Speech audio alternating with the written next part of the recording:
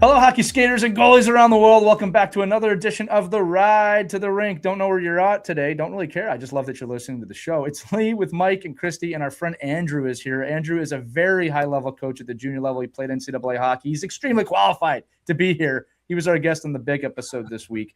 And we want to talk to him for a few minutes here, kids, about a few different topics. One of them, Andrew, being skill development versus team kind of system development. We have no shortage of kids working on their skills right now, right? And kids, you know from Ride to the Rink episodes how important those skill sets are.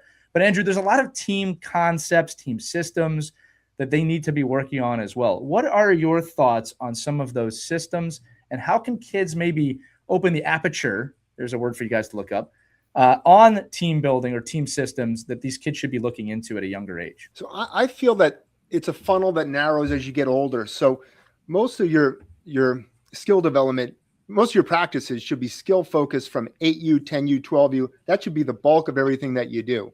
And that narrows as you get to 18U and junior hockey. And it gets replaced more with the team concepts.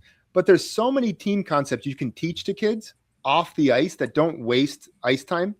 You can teach a D-zone setup in the parking lot at your rink. You can teach your offensive zone entry stuff on your video reviews. You can teach so many things, or your chalk talks. You can teach a four-tech check in a chalk talk to a 12U. That's easy. So wasting time with that on the ice, I think, is a real disservice to the kids. You got to focus on skills, improving their abilities on the ice, but then improving their brains oftentimes off the ice.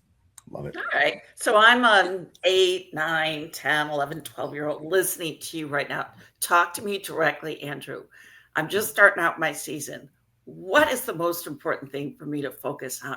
How do I get better? How do I become a really good teammate? Really good teammate. Well, that's a tough one, right? Like that's a lot of this stuff going on at home too. You got to make sure that your parents are supporting the coaches, that you're attending practice, you're getting out on time. You're not, when it comes to conditioning drills at the end of practice, you're not tying your skates, right? Or you're putting more tape on your shin pads. I think a lot of it is off the ice habits. So it's making sure that you're getting plenty of rest. Your academics are taken care of. You're shooting in the backyard, you're stick handling, you're doing all those other things. That's going to help you develop your game more than just that 1 hour you're on the ice with your coach and your coaching staff and your team. Those things make the biggest difference in the long run. I truly believe. So it's not just what I'm doing on the ice that matters, but what I'm doing off the ice too. Seems to be a theme for this episode. Yeah.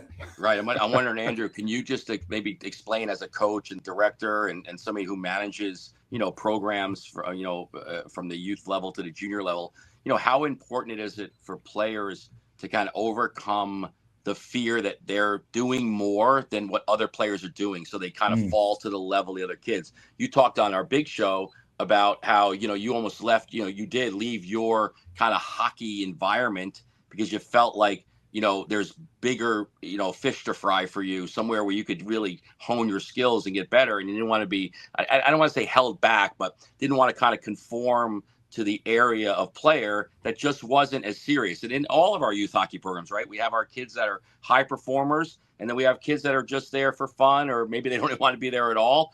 But it's really important. Can you describe what a player can do to kind of separate themselves from the pack and, really go out and find a way and find that path to don't settle on what everybody else is doing in the locker room. Think about what you can do as an individual. I think one of the biggest separators at 14, 15, 16 is your strength and your conditioning. So many kids, all the kids love getting on the ice. They love doing the skill work. They love going to open hockey or, stick and puck. That's kind of the easy stuff. That's the layups. But really committing yourself to the gym, that's a big separator. We had a kid, Zach Spacuz, who's been in our program for forever. And, he was naturally really short. I mean, I think he's only like 5'5" or 5'6", but he's the best conditioned athlete. And he's going to play in next year NCAA hockey. because of that effort that he put in off the ice. And it's totally transformed his game and his life. I just think that's tremendous advice. And what I'd say again, for especially the parents with the younger kids out there, is while at 8, 9, 10, and Andrew, I know you agree with this, the gym is not the option. There are still things you can do off the ice to work on your mobility and your strength. I always say that because I don't want some parent being like, get in the gym. No, there's always something you can do. Sure. Right. And again, you have to find the age appropriate things. If you don't know where to go, ask your doctor. They'll tell you, right? They'll tell you exactly what to do. But mobility, strength, and again, my son, 12 years old, is getting into that weightlifting kind of gym aspect now. And I think, Andrew, you're 100% right. It's what are you doing away from the rink? So, and in this summer, inline skating is a great option for kids to learn all kinds of skills. Absolutely.